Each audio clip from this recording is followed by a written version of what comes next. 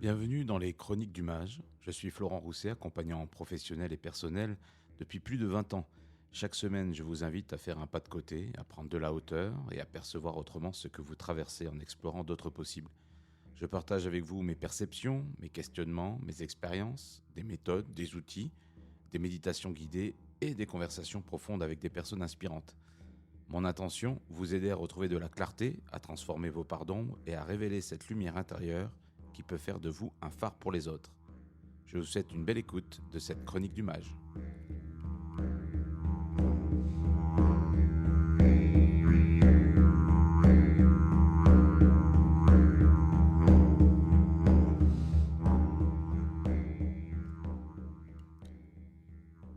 Bienvenue dans le sujet du jour de cette chronique. Nous sommes bien plus que ce que nous croyons être.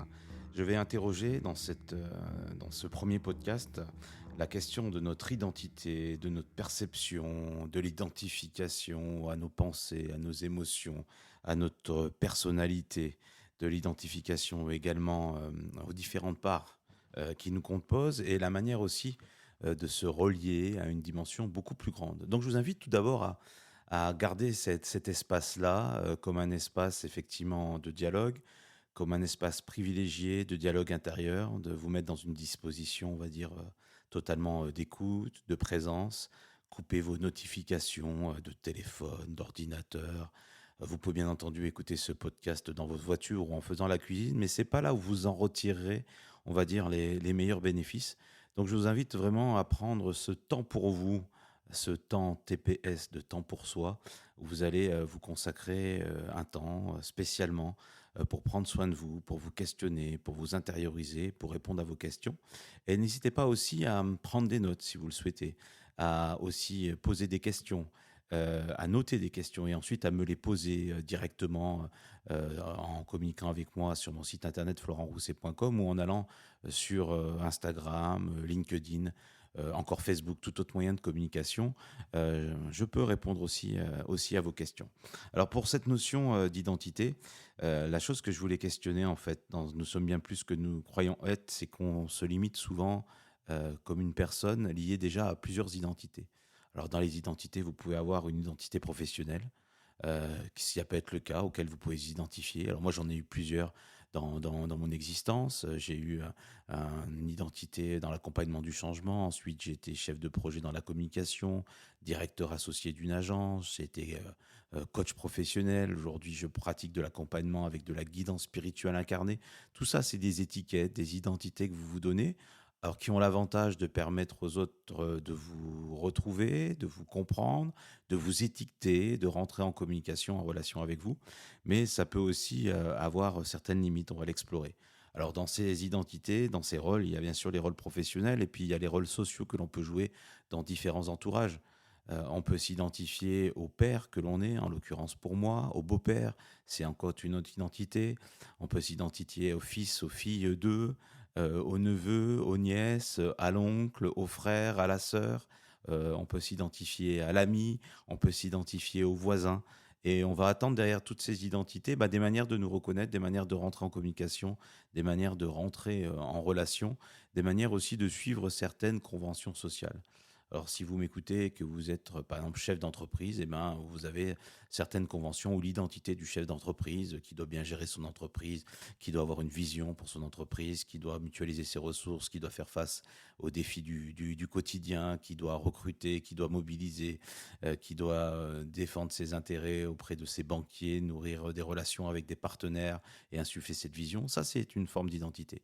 Si vous êtes un manager, vous avez aussi cette identité-là de celui qui doit tenir son équipe, qui doit fédérer son équipe, qui doit transmettre des informations, qui doit mobiliser des équipes, qui doit garder le cap, qui doit recadrer si besoin, qui doit faire le lien avec la hiérarchie, etc.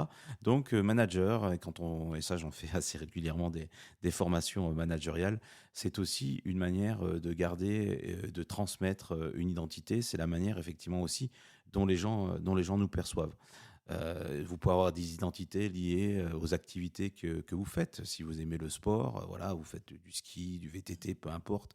Vous faites d'être dans une association, que vous soyez au bureau de l'association ou un simple militant ou un simple adhérent d'une association. Tout ça, c'est des manières effectivement de nouer à des champs sociaux, de nouer à des groupes et de développer une identité. Alors dans le rôle de cette identité, je vous le disais, c'est le fait d'être reconnu par les autres, ça c'est une première approche, mais c'est aussi le fait donc de trouver de la reconnaissance, mais aussi de pouvoir nous mettre en mouvement.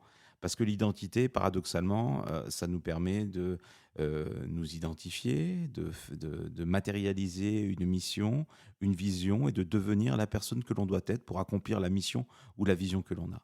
Donc c'est quelque chose qui va à la fois nous forger, qui va être relié à des valeurs, qui va être relié à des formes pensées, qui va être relié à des concepts, à des compétences qu'on va l'associer, à des capacités que l'on développe et qui vont nous permettre de réaliser certains objectifs, certaines missions.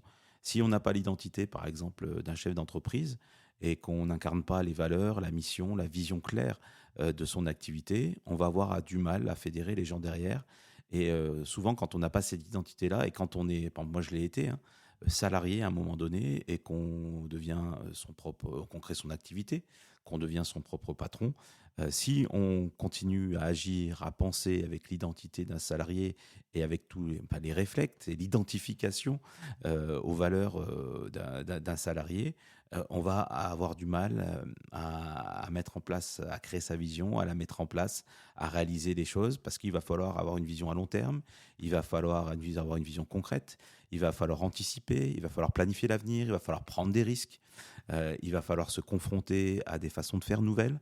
Et tout ça, ça vient avec une pierre angulaire qui est celle de l'identité que l'on se forge. Aujourd'hui même où je suis en train, parce que je vais jouer aussi moi la carte de l'introspection avec vous, la carte une certaine parité, au moment même que je vous parle, mon identité professionnelle est aussi en train d'évoluer. Dans le sens où ça fait une dizaine d'années que je suis coach professionnel, que j'accompagne toujours d'ailleurs les équipes, les dirigeants, les managers, des équipes sur place, sur la conduite du changement, sur du management, sur la gestion de projet, sur la communication non violente, sur la gestion de conflits. Ça, c'est une partie de mon identité. Et puis, il y a aussi, en parallèle de tout ça, dans ces multiparts qui nous composent, une autre partie de mon identité qui est celle d'accompagner plus largement sur de la guidance spirituelle, sur de la reliance à soi, sur la reliance à une conscience beaucoup plus grande, sur ses intuitions, sur la capacité à être connecté à ses rêves, sur la capacité à se projeter dans l'avenir ou à lire les synchronicités dans le présent, sur les principes de rétrocausalité, sur la reliance au monde qui nous entoure, aux émotions, sur la reliance à la nature, au vivant, d'avoir une autre clé de lecture. Et tout ça, ça me compose. Aujourd'hui, je suis en train de transiter tranquillement vers cette nouvelle identité-là, sans pour autant lâcher l'ancienne. Mais cette identité me permet de mettre notamment ce podcast en projet, me permet de créer le site que j'ai créé, florentroussé.com, me permet de proposer de nouveaux accompagnements, etc. Voilà. Donc cet intérêt-là, c'est que ça permet de cristalliser, de faire le pivot entre nos valeurs, nos compétences, nos capacités, et de mettre ça en mouvement au service d'une vision, une dimension beaucoup plus grande. Et donc cette identité, elle est nécessaire. Elle nous permet de créer et d'agir dans le réel. Donc ça, c'est vraiment la force de l'identité. Mais le pendant ou le revers de la médaille, car on va voir dans ces chroniques du mage, tout ce que l'on vit marche par paire ou est d'une certaine façon assez duel. Donc le revers de la médaille, c'est que l'identité peut aussi nous enfermer, peut nous limiter dans les possibles, peut nous obliger à garder une certaine posture, peut nous éviter d'avoir une vision beaucoup plus large, d'imaginer d'autres options. Donc, d'une certaine manière, il faut arriver à ne pas s'enfermer dans une identité, à ne pas rester comme enfermé entre quatre murs. Et parfois, on ne voit plus la lumière du tunnel, on se sent enfermé dans le noir, on doit prendre des décisions, on doit prendre des décisions stratégiques, des orientations, faire des choix. Et si on se limite exclusivement à son identité actuelle, cela peut nous enfermer. Alors dans les possibilités et dans les options que je vais vous proposer, ça peut être des fois de parler à son identité future. Tiens, qu'est-ce que ferait, en l'occurrence pour moi, dans telle ou telle décision, le Florent dans 6 mois, dans 1 an, dans 2 ans, avec cette nouvelle identité-là, les projets qui marchent, des gens qui viennent régulièrement en stage, le podcast qui atteint une certaine audience, des demandes de plus en plus accrues d'accompagnement, aller sur des messages encore plus profonds, encore plus différents que j'ose pleinement assumer. Tiens, qu'est-ce que ferait ce Florent dans 2 ans, ce Florent dans 5 ans? Donc ça, c'est une manière de se décaler, c'est une manière de se projeter et d'aller solliciter une identité future ou un moi futur. On peut parfois solliciter son identité d'enfant. Tiens, qu'est-ce que dirait le Florent d'il y a 10 ans ou d'il y a 20 ans, quand il démarrait son activité professionnelle, son activité entrepreneuriale, sur ses premières activités de formation, d'accompagnement. Qu'est-ce qu'il dirait, tiens, quand on a créé avec mon épouse Rachel Les Voix du Cœur il y a une quinzaine d'années, qu'est-ce que dirait ce Florent-là? Quel regard il porterait sur ce qu'il est en train de vivre? Donc vous pouvez convoquer aussi vos différentes identités passées et identités également futures pour vous aider à préparer l'avenir. Donc ça, c'est une manière effectivement positive de se raccrocher à son identité. Quand je vous ai dit aussi que ça peut vous enfermer, il est vrai que si on se réfère, par exemple, si vous êtes chef d'entreprise et que vous vous référez à cette identité-là, bah, vous devez avoir un certain nombre de devoirs, un certain nombre d'obligations. Les collaborateurs ou les salariés vous perçoivent d'une certaine manière, l'entourage également. On attend de vous une certaine posture. Vous devez prendre vos responsabilités, prendre également certaines décisions. Et ça peut vous amener aussi des choses très très positives. Mais si vous vous enfermez à travers cette identité-là, ça peut aussi vous fermer des portes.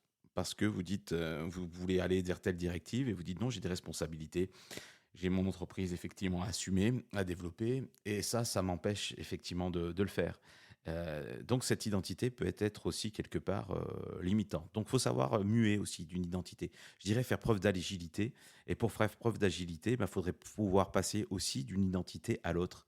C'est-à-dire pouvoir muer de forme, changer de costume, et au guise des personnes que vous rencontrez, aussi au guise des réflexions que vous pouvez avoir, des projets que vous pouvez avoir cette agilité, cette capacité de changer d'identité sans y rester accroché, sans vous momifier, on va dire, quelque part dans une activité. Vous pouvez pleinement l'incarner, cette identité-là, mais ne pas y rester. Ne pas vous engluer dedans, ne pas vous enfermer dedans. Et je crois que la liberté de conscience, la liberté d'agir, la joie aussi qui va avec dans la dynamique du vivant, c'est aussi cette capacité à muer d'une identité à l'autre, à rebondir d'une identité à l'autre ou avoir plusieurs formes et plusieurs identités. Donc on peut, si je reprends mon cas, et je vais souvent faire le parallèle, c'est simplement parce que je suis là pour vous témoigner de ce que je vis, de la manière dont je perçois les choses, des expériences telles que je les ai vécues, telles que je les vis. Je vous partagerai uniquement des choses que j'ai vécues et qui transpirent pour moi et qui sont très vivantes en moi, très très concrètes. Je me refuserai à partager des choses que je ne connais pas, que je n'ai pas expérimentées ou dans lesquelles j'ai des vagues notions. Donc voilà, je vais vous partager uniquement des choses qui sont palpables pour moi. Dans mon cas, par exemple, il y a l'identité effectivement de la personne qui va faire de la guidance spirituelle. Voilà, ça c'est une identité. Il y a la personne qui va être en reliance avec la nature, avec les chevaux. Je suis propriétaire de chevaux. Voilà, ça c'est une autre identité. Il y a le père de 2 enfants, c'est une autre identité aussi. Le beau-père de 2 autres enfants. Il y a le mari, il peut avoir l'ami, le confident. Il y a le chef d'entreprise qui doit des comptes vis-à-vis du comptable, vis-à-vis des banques, et qui se donne aussi en représentation d'un certain cercle professionnel. Il y a aussi une part de moi, une identité qui est le thérapeute, que je peux être amené à faire, alors soit dans des sessions d'accompagnement ou dans des sessions individuelles, soit dans des sessions collectives. Et de temps en temps, le thérapeute se manifeste. Il y a des gestes ou des intentions que je peux poser, des délivrances que je peux également proposer parce que c'est là, c'est présent, c'est vivant, et ça c'est le thérapeute qui est en moi. Il y a aussi une dimension en moi très très artistique, voilà, de musicien, alors de thérapie par les sons, mais aussi de chant, de piano, la communication par la voix, ça c'est une autre de mes identités. L'identité en ce moment même qui est en train de se manifester, c'est l'identité de celui qui transmet, celui qui parle, donc on va dire de celui du pédagogue, de la transmission, du formateur, et qui s'exprime avec la voix. Ça me relie à l'identité. Et quand je vous dis qu'on peut naviguer aussi dans l'échelle du temps, dans ces identités, ça me relie aussi à l'identité du jeune animateur radio que j'étais étant adolescent et du jeune journaliste radio avec des études de radio. Donc je me retrouve en enregistrant ces podcasts-là aussi dans l'identité de celui qui fait un podcast et qui transmet par le domaine de sa voix. Euh, voilà, pour raconter encore un peu plus loin les choses, j'aime aussi, puis je rénove une vieille maison, voilà, où je m'occupe de quelques appartements. Ben, j'ai dû développer une identité aussi du bricoleur, débrouillard, qui apprend à changer une chasse d'eau, qui apprend à isoler une maison, qui apprend à refaire un peu d'électricité, qui apprend à poser des revêtements murales ou au sol, etc. Voilà. Et donc c'est une autre manière. Le propriétaire aussi immobilier, avec toutes ses obligations et la relation avec les locataires, tout ça, c'est des identités que vous pouvez effectivement avoir à des moments donnés et cumuler. Donc déjà, prendre conscience dans un premier temps de la diversité de ces identités-là, de ne pas s'enfermer dans l'une ou l'autre de ces identités, de les équilibrer parce que certaines prennent peut-être à des moments donnés trop de place. Donc, il faut arriver aussi à les faire dialoguer entre elles, à écouter les besoins qu'elles peuvent avoir entre elles, ces différentes identités, ces différentes parts, à leur laisser la place, l'existence, la place pour exister, et à les équilibrer aussi dans le temps, les ressources et l'énergie qu'on leur consacre. Donc ça me semble effectivement essentiel. Alors, pas pour s'enfermer dans des identités, il y a aussi une autre notion, c'est qu'on s'identifie donc au rôle ou à l'étiquette qu'on peut avoir professionnelle, sociale ou liée à ses compétences. Et on peut aussi s'identifier à d'autres choses, éléments. On peut s'identifier à ce que nous pensons, à nos croyances, qui peuvent être aidantes ou qui peuvent être limitantes.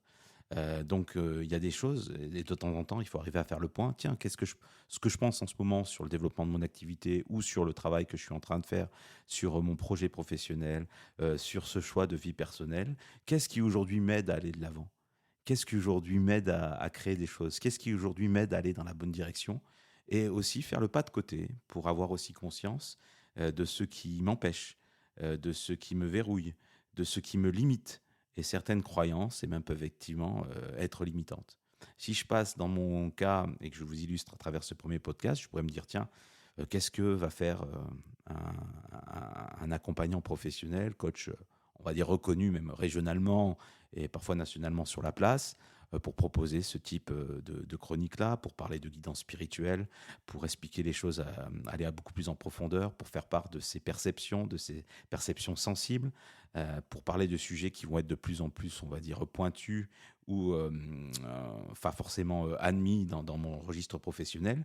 Si je me limite et que je m'identifie à cette croyance-là, que ces propos-là n'ont rien à voir et que ça brouille mon message professionnel et que ça n'a rien à voir vis-à-vis de mon environnement professionnel, que ça, eh ben, ça peut être limitant en fait. Ça m'empêche de m'adresser à vous, ça m'empêche de faire ces chroniques, ça m'empêche de vous délivrer des messages. Et une croyance aidante pourrait être de dire, bah oui, aujourd'hui j'ai envie de partager tout ce qui m'anime, de partager l'envers du décor de ma profession, de partager mes perceptions, mes ressentis, de partager mes expériences, mes expansions de conscience, de partager mes outils, mes pratiques quotidiennes, et que ça peut inspirer des gens et que ça a tout à fait sa place aussi dans le champ de l'accompagnement professionnel, à titre d'individu ou dans des entreprises. Et donc ça, c'est une croyance, voilà, bah, qui a pris sa place sur la croyance limitante et une croyance aidante qui m'aide aujourd'hui à avancer. Donc, on s'identifie aussi à ses pensées, à ses injonctions.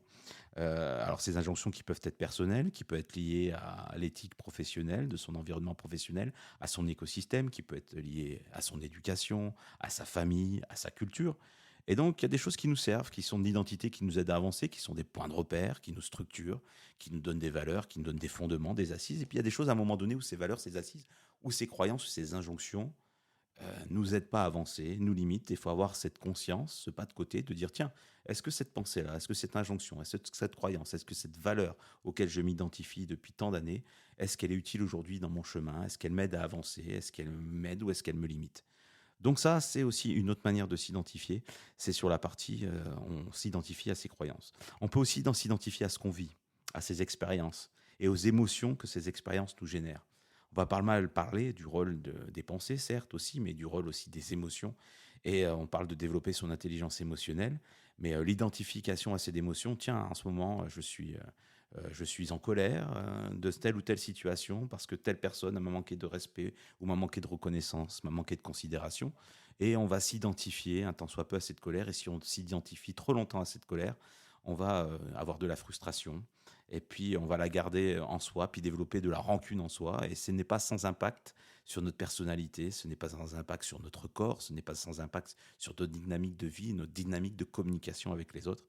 Donc, les émotions, elles nous traversent, elles sont liées à des événements, elles passent, elles viennent, et parfois on les retient, on s'identifie à elles, on les engramme, elles s'incrustent en nous, et on détaillera dans d'autres podcasts le rôle des émotions et comment elles jouent aussi dans notre corps, dans notre champ vibratoire, dans notre champ énergétique, et comment elles nous influent, et comment elles peuvent être liées aussi à des événements traumatisants. Et si on s'identifie à ces émotions, ou si on s'identifie à des événements qu'on a vécus et qu'on en garde encore la trace mémorielle forte du traumatisme et émotionnelle forte, eh bien c'est pareil, ça va constituer notre personnalité, mais parfois ça va nous bloquer, ça va nous créer un obstacle, ça va nous empêcher d'avancer. Donc les émotions, ça c'est une chose aussi importante auquel on peut s'identifier. Et de même que les expériences qu'on vit, qu'elles soient bonnes ou mauvaises, qu'elles nous aident à avancer ou qu'elles nous retiennent ou qu'elles nous rendent des choses beaucoup plus difficiles, il convient aussi de prendre de la distance, de les laisser aller, de les laisser venir comme le vent qui circule ou les nuages qui passent et ne pas chercher à les retenir. Voilà. Et donc, une des émotions nous aide à mesurer, à placer les curseurs, à évaluer ce que l'on ressent, perçoit d'une situation. C'est des informations qui s'affichent sur notre tableau de bord et c'est fort intéressant. Mais si on les retient, si on les cristallise, si on s'identifie à elles, ça nous fige un peu quelque part. Encore une fois, ça nous momifie. Ça nous permet pas d'aller de l'avant. Ça nous cristallise dans une situation et ça nous empêche de rester en mouvement. Donc les émotions, c'est le mouvement, c'est la vie. Et faut suivre ce mouvement-là sans le figer. On peut aussi donc s'identifier à ces émotions-là. On peut s'identifier aussi à ce qu'on vit dans le corps, à nos sensations, à la manière dont on perçoit les choses. Tout ça nous crée aussi des mémoires du corps, des choses sensorielles fortes. Et donc, c'est une manière aussi de s'identifier et de croire que ce que l'on vit est totalement la réalité et uniquement la réalité de ce que l'on perçoit à travers nos cinq sens, à travers notre toucher, à travers notre ouïe, à travers notre vue, à travers le contact, voilà, et à travers le goût de ce qu'on goûte, etc. Et tout ça aussi est programmé et nous renvoie à des expériences connues depuis la plus tendre de notre enfance et nous empêche parfois d'avoir une expérience beaucoup plus grande, une expérience sensorielle élargie. Donc il y a nos sens tels que nous les connaissons, tels que nous les développons au quotidien. Et lorsqu'on voit que les personnes sont privées d'un sens, elles vont en développer d'autres, développer des subtilités aussi dans d'autres sens, et donc ne pas forcément s'identifier, comme saint Thomas qui dit « je ne crois que ce que je vois », ne pas s'identifier uniquement au sens, à ce que l'on voit, à ce que l'on entend, à ce qu'on perçoit, mais aller au-delà de la perception, de ce que l'on perçoit pour aller découvrir quelque chose de beaucoup plus vaste et de beaucoup plus grand. Donc l'invitation, en fait, dans cette chronique et puis dans les chroniques qui vont suivre, c'est de vous rendre compte que toute cette identité-là, que nous sommes bien plus que ce que nous croyons être, que le rôle professionnel, que notre rôle social, que nous sommes bien plus que toutes les différentes parts qui nous composent, que nous sommes bien plus que nos sensations, que nos perceptions corporelles, que nous sommes bien plus que nos pensées, que nous sommes bien plus que nos émotions, que nous sommes bien plus que les événements que nous vivons au quotidien. Alors, si nous sommes bien plus que cela, que sommes-nous ? Eh bien, c'est ce que nous découvrirons aussi dans les prochaines chroniques. Je vous inviterai à aller à l'écoute de vous-même, à aller explorer à une dimension beaucoup plus grande, à explorer qu'est-ce qui se passe au-delà de vos corps physiques, de vos corps énergétiques, de vos corps mentaux, de vos corps émotionnels. Toute une dimension davantage spirituelle, d'un champ beaucoup plus grand d'exploration de possibles, d'un champ beaucoup plus large de conscience. Et donc, c'est ce que je vous inviterai à découvrir dans les prochaines chroniques.